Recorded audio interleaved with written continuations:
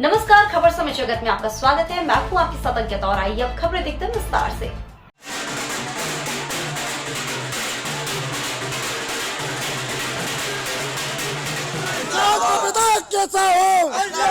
जैसा हो आप मेरे हक में जहाँ भी बात करें बिल्कुल बेखौफ करना। हमारे खास कार्यक्रम चुनावी चर्चा सीधे प्रत्याशी से में मिली है सिरोंज लटेरी विधानसभा से समाजवादी पार्टी के प्रत्याशी असलम गौरी से। इस कार्यक्रम में सीधे प्रत्याशी से खास चर्चा की हमारे सिरोंज संवाददाता जितेंद्र जैन ने। इस कार्यक्रम को अंत तक देखिए और जानिए कि आपके क्षेत्र में विधायक की दावेदारी करने वाला प्रत्याशी कैसा है, उसकी छवि कैसी है और वह किस मंशा से इस चुनावी मैदान में है। नमस्कार, मैं जितेंद्र जैन और आप देख रहे हैं खबर समय जगत। मध्य प्रदेश में विधानसभा चुनाव बस कुछ ही दिनों बाद होने वाले हैं और इसी बीच सभी पार्टियों ने अपने अपने प्रत्याशी घोषित कर दिए हैं और सभी प्रत्याशी अपने अपने जनसंपर्क में लगे हुए हैं। इसी दौरान आज हम मिलने जा रहे हैं और आपकी मुलाकात कराने जा रहे हैं सिरोंज के केतन पुत्र कहे जाने वाले एक ऐसे समाज सेवी, एक ऐसे राजनीतिक और एक ऐसे व्यक्ति से जो कि सिरोंज में एक अपनी अलग छवि बनाए हुए हैं। चलिए मिलते हैं आज हम समाजवादी पार्टी के एक नेता जिनका नाम है असलम गौरी। स्वागत है आपका खबर समय जगत में। सबसे पहले तो हम आपका परिचय ही जानना चाहेंगे, आप अपना परिचय दें। मैं असलम गौरी समाजवादी पार्टी का अल्पसंख्यक सभा में राष्ट्रीय सचिव हूं और विगत 30 वर्षों से निरंतर समाजवादी पार्टी में सक्रिय सदस्य और सक्रिय रहता हूं।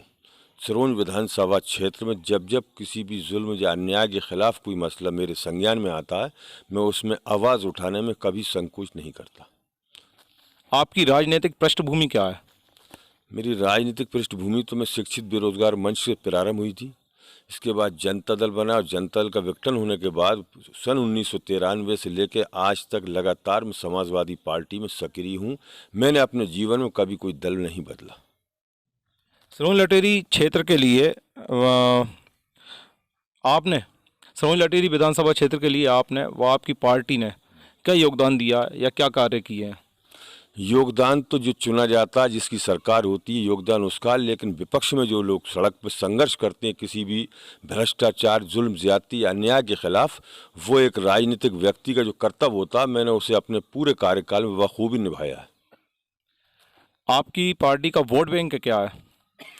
हमारी पार्टी का वोट बैंक मध्य प्रदेश में कम है, लेकिन मेहनत जो सिरोंज विधानसभा में पिछले 15 वर्षों से जिस ढंग से हम सक्रिय रहे, हमें पूरा विश्वास है कि चुनाव सिरोंज विधानसभा में त्रिकोणीय होगा।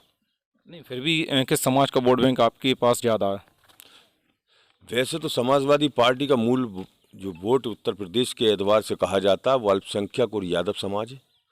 बाकी सारा जिन लोगों के लिए अपन ने संघर्ष किया, जिनके हित में आवाज़ उठाई है, जो अपने संपर्क में है, अपन को मुझे पूरी उम्मीद है कि मुझे हर समाज का वोट मिलेगा।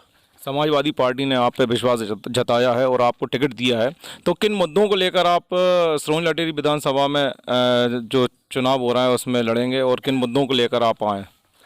देखिए, सिरोंज विधानसभा में सबसे बड़ा जो मसला है वो भ्रष्टाचार का है। इस क्षेत्र में भ्रष्टाचार बेलगाम है और शासन प्रशासन के लोग इस पर कोई भी रोकथाम लगाने का काम नहीं करते। एक तरह से इस क्षेत्र की जनता को ये विश्वास हो गया कि उसका नाजायज़ काम हो या जायज़ काम हो, अगर उसने किसी को घूस रिश्वत दे दी है तो ही उसे विश्वास है कि मेरा काम होगा, वरना आदमी को विश्वास ही नहीं होता कि हमारे हक में कोई काम होगा।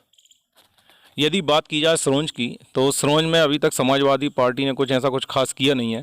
अगर बात करें पिछले नगर पालिका चुनाव में, जिसमें कि आपके पुत्र सिर्फ एक सीट लेके आए समाजवादी पार्टी की, तो क्या आपको लगता है कि विधानसभा चुनाव में आप कुछ खास कर पाएंगे? अगर जनता जैसी कि कांग्रेस भाजपा के नेताओं की सोच और विचारधारा है, वो ये समझते हैं कि सिरोंज लटेरी क्षेत्र की जनता उनकी जागीर है, तो ये उनका भ्रम है। और अगर जनता जागीर होगी इनकी तो शायद हमसे दूर रहेगी, और जो जागीर या उनके दावेदार नहीं है वो सारी जनता तीसरे विकल्प के रूप में समाजवादी पार्टी को स्वीकार करेगी, मेरे साथ होगी।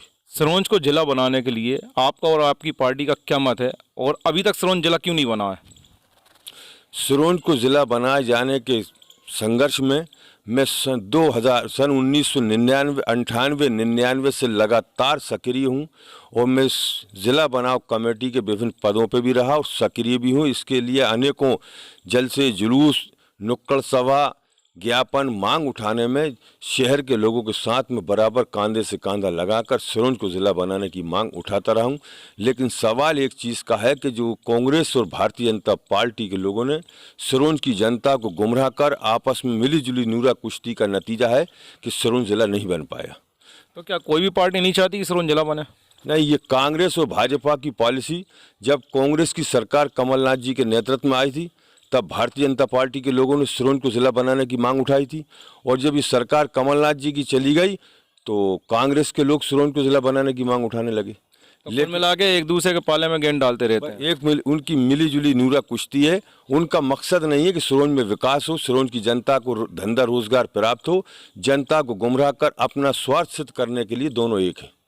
सिरोंज लटेरी विधानसभा के विकास और सुंदरता के लिए आपके दिमाग में क्या मास्टर प्लान है? किस तरह से आप उसको विकसित करेंगे और सुंदर बनाएंगे? देखिए, किसी भी शहर को सुंदर बनाने के लिए खाली झाड़ू का इस्तेमाल ही नहीं है, उसकी सारी व्यवस्था को दुरुस्त करना पड़ेगा। आज जैसे सिरोंज का विकास और सुंदरता के लिए जैसे मंडी शहर के अंदर है, उसको शहर के बाहर करना है, तो जनप्रतिनिधि का कर्तव्य है कि ईमानदारी से बिना किसी भेदभाव या लोभ लालच के किसी भी जगह शिफ्ट की जाए। मंडी दूर पहुंचेगी, इसके बीच में और शहर का विकास होगा, भ्रष्टाचार से मुक्त हो, कायदे कानून का ईमानदारी से पालन हो, प्रशासन पे लोगों का विश्वास हो, पारदर्शिता पे, और राजनीतिक चुने हुए प्रतिनिधियों को भी एक अपने जनता ने जिस ढंग से उनको वोट दे के ताकत दी है, तो उन्हें इस चीज़ का एहसास करना चाहिए कि हमें जनता के प्रति समर्पित रहना चाहिए। अभी आपने मंडी की बात कही, तो मंडी का भी असमंजस बना हुआ, कहीं भोपाल रोड पे जाना कि आराम रोड पे जाना, तो इसका क्या कारण है कि अभी तक मंडी कहीं भी शिफ्ट नहीं हो पाई है? इसका मेन कारण ये है कि जनप्रतिनिधि हो या पूंजीपति हो या रसूखदार हो, वो सब पहले अपना स्वार्थ देख रहे हैं, इसके बाद मंडी को आगे कहीं स्थानांतरित करने की कोशिश कर रहे हैं। अगर निष्पक्ष रूप से करते तो मंडी आज तक सिरोंज के बाहर हो जाती। यदि आपको मौका मिलता है तो आप सिरोंज के व्यापारियों के हित में क्या कार्य करेंगे? सिरोंज के व्यापारियों के हित में जो व्यापारियों की जो भी मूलभूत समस्याएं होंगी, व्यापारियों को उनके व्यापार के लिए कोई भी सुरक्षा हो, किसी भी तरह की परेशानी ना हो, सारी सुख सुविधाएं जो व्यापार से संबंधित होती हैं, जो वाजिब हैं, सारी उपलब्ध कराई जाएंगी। रोजगार के अवसर किस तरह से पैदा किए जाएंगे? रोजगार के अवसर तो सिर्फ जब तक यहाँ कोई धंधा रोजगार, कोई कल कारखाने की स्थापना ना हो, तब तक कोई धंधा रोजगार उपलब्ध कराने का कोई रास्ता नहीं है। आज तक कई लोगों ने काम किए हैं, लेकिन धंधे रोजगार के नाम पे कुछ नहीं है। नगर पालिका चुनाव में आपने कई सारे वादे किए थे, आपकी पार्टी ने कई सारे वादे किए थे, कितने वादे अभी तक पूरे हुए हैं और जो वादे अभी तक पूरे नहीं हुए हैं, क्या कारण है? नगर पालिका चुनाव में हमने हमारे वार्ड की जनता से कुछ वचन दिया था कि हम ऐसा कराएंगे, वो लगभग हमने करा दिया। हमारे वार्ड में मोहल्ला दांगीपुर है, जो आज़ाद नगर पालिका की स्थापना से लेकर आज तक नगर पालिका सीमा में है। वहाँ किसी की भी सरकार रही हो, एक मात्र पानी के लिए कुआं है, हैंडपंप भी किसी ने नहीं लगवाया। हमने वादा किया था कि हम अगर जीतते हैं तो नगर पालिका इसमें दांगीपुर में पाइपलाइन भिजवाने का प्रस्ताव पारित कर पाइपलाइन भिजवाएंगे। जो नगर पालिका परिषद की पहली बैठक में दांगीपुर मोहल्ले में जल सप्लाई है तो पाइपलाइन का प्रस्ताव पारित हुआ और उसे अमृत योजना के माध्यम से काम होगा। दूसरे जो रास्ते थे, जो भी जनता से हमने वादे किए थे, ऐसा कोई वादा नहीं है जो पूरा ना किया हो, और जो रह गया वो भी पूरा होगा। अगर किसी तरह का भेदभाव होगा तो नगर पालिका के खिलाफ जबरदस्त आंदोलन संघर्ष होगा। समस्या थी वो अभी तक वैसे दूर हुई नहीं है। वो जल्दी अमृत योजना से वो काम होने वाला है। वैसे तो पिछले 80 साल से वो काम वहाँ कोई व्यवस्था हुई नहीं है, लेकिन अभी अपन को दूसरी साल प्रारंभ हुई है, उसी साल में वहाँ पे पाइपलाइन भिज जाएगी और उस मोहल्ले के लोगों को शुद्ध जल सप्लाई है तो जल्दी से ही उनको प्राप्त होगा। कुछ सवाल अब जनता के भी मैं आपके बीच में रखना चाहता हूं, कुछ सवाल जनता भी आपसे पूछना चाहती है। जनता का पहला सवाल आपसे ये रहेगा कि जनता का कहना है कि समाजवादी पार्टी सिर्फ वोट काटू पार्टी है, वो सिर्फ वोट काटने के लिए आती है, बाकी उसका और कोई मकसद नहीं होता। ये कहाँ तक सही है? ये जनता कम कांग्रेस भाजपा के लोगों की सोच ज़्यादा है। उनकी सोच ऐसा है कि वो जनता के हितों में करते कुछ नहीं है।